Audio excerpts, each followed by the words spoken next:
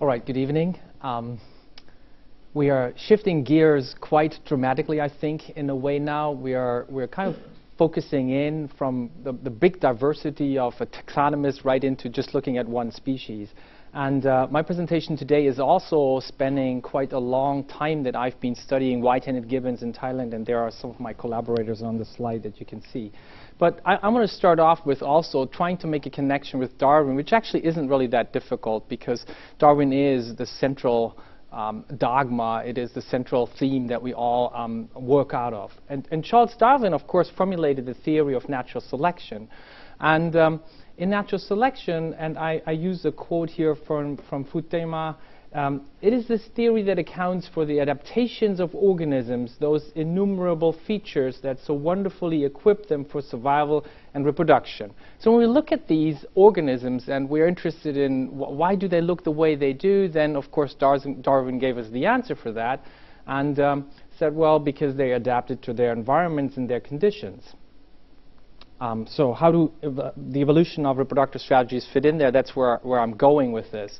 Well, Darwin also was clearly aware that, well, we all know not everything is really up there for increasing survival probability. So Charles Darwin noted that there are these tremendous differences, as you can see on my slide here, for example.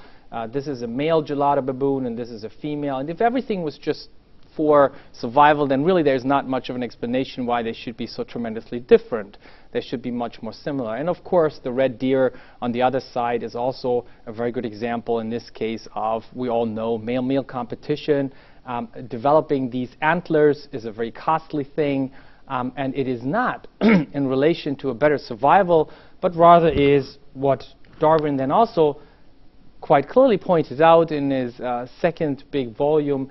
There can be traits that are selected for simply in response to successful reproduction, which is also shown in my little slide here at the bottom. Everybody in biology pretty much is aware of the peacock question. How did the peacock get its beautiful tail feathers? And the answer is, well, because the peacock tail male is more attractive to female. And that, of course, is sexual selection that Darwin had discovered and described there for us. And we do know now that, yes, peacock hens actually can count the number of dots on the male's train and can make their choices based on who has more, who has the better traits there. In general, when we look at, so how does that tie in with reproductive strategies? Well, generally, differential investment into gametes or into fetuses and infants, altogether, this investment that needs to be done leads to these differential reproductive strategies in females and males that we are also all very much aware of, and that leads to this idea that, yes, males, quite often in many species, they compete for access to females. We have male-male competition, and then we also have females that sometimes select the more attractive males. And that is based on female mate choice. But in most mammals, we have very little paternal investment in general to offspring survival. That is minimal compared to maternal investment, and so it is not surprising that we do see these two different strategies playing out quite often very clearly. And here, again, my picture is already showing what I'm about to say. Female reproductive success in our mammals and here in my primates is primarily dependent on access to food resources. This actually is a fiery langur female that one of my colleagues took a picture of as she is stretching out to get the very best food at the very tip of these branches, and that kind of is symptomatic for how females go out of their way in order to find enough resources to nourish their infants. Well, that, on the other hand, then also leads to, well, male reproductive success is not so much limited by resources. They also have to feed and they have to eat, yes, but primarily male reproductive success is defined by their access to fertile female. Again, here in this case, we see a chimpanzee male following a chimpanzee female, and that's kind of a little bit foreshadowing already of what I'm going to talk about in a little bit, these female reproductive strategies. As you can see, the female from behind is very different from the male. They have these exaggerated sexual swellings, and they play a role in also my approach to studying white-handed gibbons. So in contrast to males, it is often unclear if females can also increase their reproductive success by mating with many males.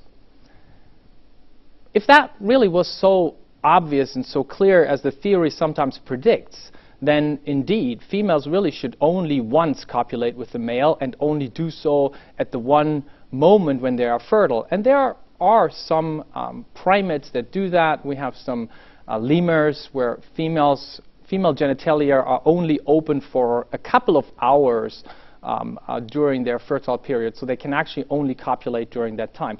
But in general, in primates, we find quite the opposite. A lot of females do copulate with a number of males, and they frequently copulate. And so the idea of the dogma that, well, they don't really gain anything from multiple copulations is not so very well supported by the data, which of course also includes humans in that.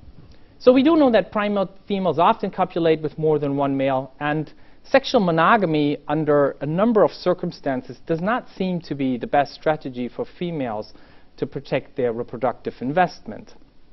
And so now finally I'm kind of with that preliminaries, I'm coming back to what I'm studying, the reproductive strategies of white-handed gibbons, because I'm asking, or have been asking that question about the reproductive strategies of gibbons for some years, and today I would like to summarize for you with some of the data that we got over the years what these reproductive strategies look like in gibbons at the level of the social organization or the social structure, as well as the mating system and the reproductive system, as we've been able over the past 20 years to kind of put those three levels of investigation together.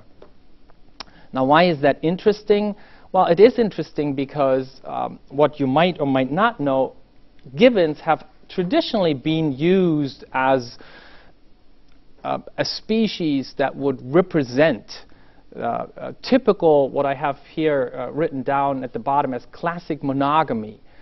It was thought that they are strictly pair-living, just one male with one female, and in the early descriptions of the species you also find that there's exclusive mating. And so following from Darwin's idea about sexual selection, the idea was here for gibbons, well, they live in pairs. Female reproductive strategies can really be pretty simple. They have one male, they mate with one male, and then they raise offspring with one male, and there's nothing really much else to talk about. And we have questioned that for quite some time, not least because of results that were coming from the ornithological literature from studying birds, and pair-living birds have shown us that there is quite a bit more diversity in these reproductive strategies of pair-living species, and I'm basically following up on that with my study on the white-handed gibbon, which also is, I wrote that here, traditional views, a strictly territorial species. All right, for those who do not know exactly where we are with the gibbons, where they come from, this is just a very brief tree to show the divergence times as they've been estimated. So we are all talking about gibbons belong to the apes. They diverged from the last common ancestor of the apes at about 18 million years ago, and then you can see here up my tree, this is 18 million years is the gibbons after Hominidia, and then 14 million orangutans, 7.2 gorillas, 6 million is us, and then the most recent split is between chimpanzees and bonobos at about 1.2 to 2.7 million years. So we are talking about a species closely related to us, which then gives the whole investigation of reproductive strategies another little spin, because we also believe that closely related species often develop similar traits. Well, in this particular case, we're talking about reproductive strategies, and so maybe there is something that is informative also from our study on the white-handed gibbon that is informative about human reproductive strategies, because it is humans and gibbons that share in some ways the kind of pair living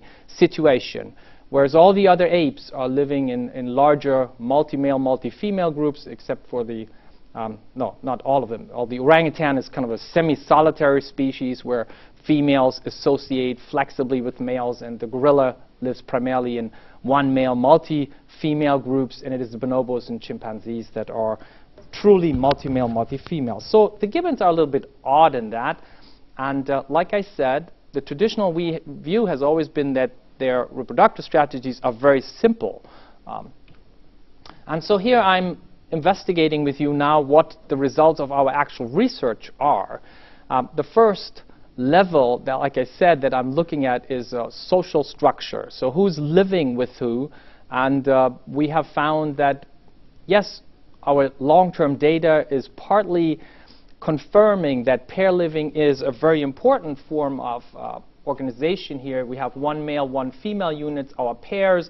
About 75.8% of our sample, and this is a pretty large sample, 301 units that I have looked at over basically a decade, are indeed pair living. But then we also found that sometimes the gibbons or the strategies of females, I want to say, is that there can be solitary individuals, although that is very rare with 2.1%. But here, this is the second most interesting type of structure that we found is multi-male, one female groups in not quite 20% of our sample. My arrow is not coming back. Yeah, here it is. And quite around just a little less than 20% of our units, we found that there was one female associated with two males. Primarily, these are two males, and we haven't done genetic studies on these males, but we do know demographic history of these individuals. So these are all males that are not related to the females. So they are both potential reproductive partners. That is a very important distinction, because in the past, sometimes it was thought that, oh, when there's two males, one is probably an older offspring of the female. But we can confirm that that is not the case. And then I have a few, you see that at the bottom, other forms of social structure. They also make only a small fraction. We've had some situations where we had two females and two males, but these were all not stable. The two stable situations are here with the one male, one female situation, or the two male, one female situation, and then a number of offspring. So females in that sense show already more flexibility at the social level, how they pair with males. And that is important because next we're going to approach looking at what about the mating level, or what about the sexual level in this case. Do they also maintain more sexually flexible relationships? For that data, because it's also quite extensive, I don't have a nice table, and I've rather summarized what we know about their sexual activities in this slide. So we've looked at 13 females quite intensely from 1992 to 2006, and we found that there is a minority of females that have only one sexual partner. As you can see here, I have my 3 monoandrous, so meaning a female that has only one sexual partner. Only 3 out of the 13, or about 23%, were monoandrous. But 10 were polyandrous. They had multiple partners. And of the 3 that were only monoandrous, we had one young adult female that was still in her natal group. And I believe she was just at the beginning of her reproductive career, so she's in there because she's part of the data set, but I assume that as she would get older, she would probably also have multiple partners. And one female is also in the data set that we don't have the same intensity of follows on her behavior. So in conclusion, it is very clear to us that the majority of females mate polyandrously, so they do have multiple sexual partners at any given time. When we looked at how many of the partners that we could identify, we found that there was quite some range. But on average, there were 2.3 partners per female, and the data was a bit complicated because there are really different time spans that are involved. For none of those females, we have the entire reproductive careers, because gibbons are very long-lived. We have one female now that is close to her mid-40s, and it's so very obvious that we have a great range of the females that we've had in the sample, some that we've followed for 10 years, others for 15, others for 20 years, and some for 25 years. And then we also observed now some what we call extra pair copulations. So the partnerships that we saw above that are here, the 2.3, these are the general partners that they have over the time that we observed them. And here, 5 of those 13 females, or 38% of the sample, were females that we had observed while they were having extra pair copulations with neighboring males. Simultaneous partnerships in multi-male groups also involving sexual interactions were present in 6 of the females of those 13 that we have. So in this sense, the social flexibility was coinciding with also sexual flexibility for these females. So if we kind of sum that up, females we found engage in successive monoandrous relationships, so one male after another, in combination with extra pair copulations right at the sexual level, and or periods of polyandrous mating in multi-male groups, or both. So the situation is that we have females that live with one male, but they have sexual relationships with that male and a neighboring male. And we do have females that live with 2 males to start with. They have sexual relationships with both of those males, and then sometimes also with another male from yet another neighboring group. So quite different from the expectation that I outlined earlier of the idea that when you have pair-living species, there is an absence of complex reproductive strategies. The flexible mating behavior is in accordance with another observation that we made through the years, and that eventually we pursued explicitly by looking at female genital swellings. These sexual swellings are a typical visual signal of female fertility, and I showed that to you earlier in the first slide already on the chimpanzees. And now this is a chimpanzee female that you can see here as a fairly young female with a relatively small swelling. They can get much bigger. These swellings are considered to indicate fertility to some degree to the males. They advertise that. And they are thought to be a typical appearance in species where females have multiple partners. And so there are an expectation in, for example, the chimpanzees, multi-male, multi-female groups, or in a lot of baboons or macaques where we have multi-female, multi-male groups. But they're not really expected in the gibbon because they are supposedly just pair-living.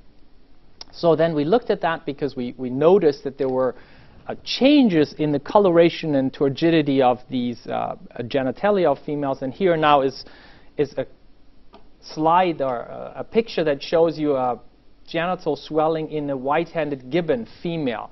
Now it's obvious that they don't have the same size like a chimpanzee or even a macaque, but we did notice that they were visibly changing over the menstrual cycle.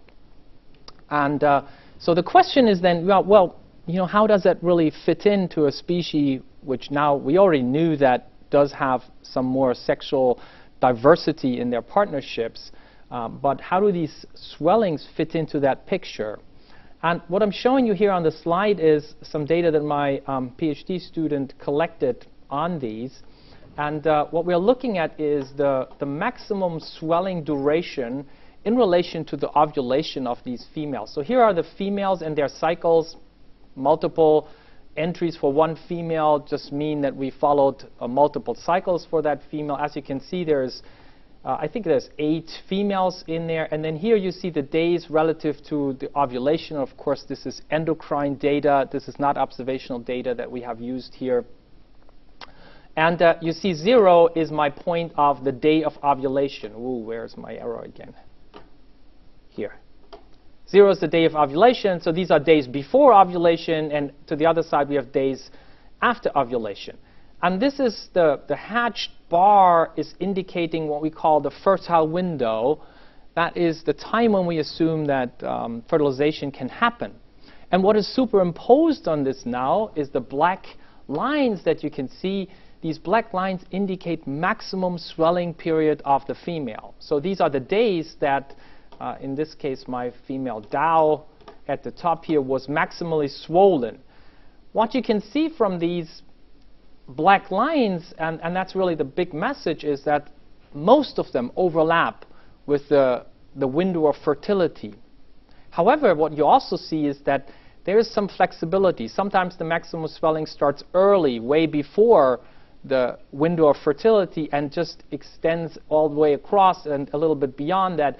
But at other times, it just starts right in the fertility window and goes beyond. Or we have situations where here, for example, the maximum swelling actually was after the female had ovulated. And here, there are two swellings that indicate maximum swelling before, quite considerably before ovulation occurred. Now, what do we learn from that is, again, in the light of females manipulating male mating behaviors, that females advertise their fertility, although they do not provide exact information on the precise timing of the ovulation. And that is kind of the key that the females are holding in order to distribute their copulation activities. They excite the males with their swellings, but they cannot be monopolized by a male because none of the males can really discover exactly the day of ovulation, because the swelling is in some ways a little deceptive. It just shows kind of a ballpark situation.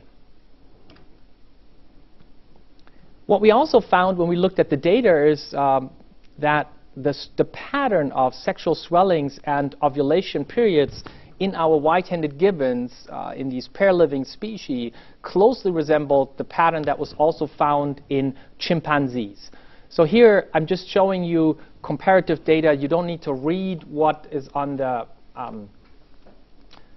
axis, really. What I want you to see is this is the same way that these two graphs are done. There are more females in chimpanzees that they looked at. Also here in chimpanzees, the fertility window in the middle, ovulation here in this case is for chimpanzees. Day 0 is at the end of that fertility window, and the swellings are distributed over this fertility window, some starting way before, and some right at, and some going beyond or past that time of maximum likelihood of fertility or conception.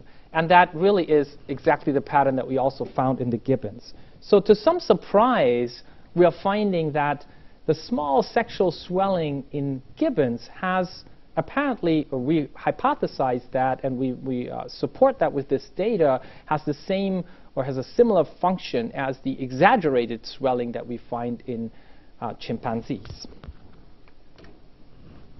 Now, how does this all relate to a male mating behavior? Like I said, I already kind of hinted that we believe that females are using these to manipulate male mating behavior in their own interest. And so here is data that is just very briefly showing copulation activity. So these are copulations per hour from females in different stages. And what might surprise you a little bit is you find cycling, pregnant, and lactating. Under normal circumstances, we would expect that copulations occur during cycling stages of the female and not really during pregnancy. But for some reason, it seems that, of course, males cannot detect when females are pregnant. And when females are pregnant, they also develop swellings. And so this, to us, is a good indication that males are actually using the swellings as a proxy for when females are potentially fertile. And here are two classes of males. This is data that goes to our multi-male groups. So we have in multi-male groups, there's two males, one primary and one secondary male. And as you can see, there is a broad range of distribution of primary and secondary males copulating with females during both stages, cycling and pregnant stage. We had one copulation event actually also with the female that was lactating. That was interesting because it was right after a male change had occurred. So males seem to be using those cues of swellings in order to distribute their sexual activity. You can also see already from this graph that in the multi-male groups, primary males have the lion's share of copulations, or females are soliciting specifically to the primary males, which are, we would consider them sort of the more dominant males in these relationships. And then I plotted here some extra pair copulations, again, distributed through cycling and pregnant situations. How am I doing on time? Does anybody? Beyond your time. Oh, beyond my time. Okay, so we're going to skip over these. They were a little bit more of the same. Differentiating the sexual reproduction in Gibbons, and we're going to go to the last, the reproductive system. So what about the outcome of all this? Does it have any evolutionary meaning? Are there conceptions following from that? And what we have here is we genotyped recently 42 offspring. 27 were in pair living situations, and 15 were conceived in multi-male groups.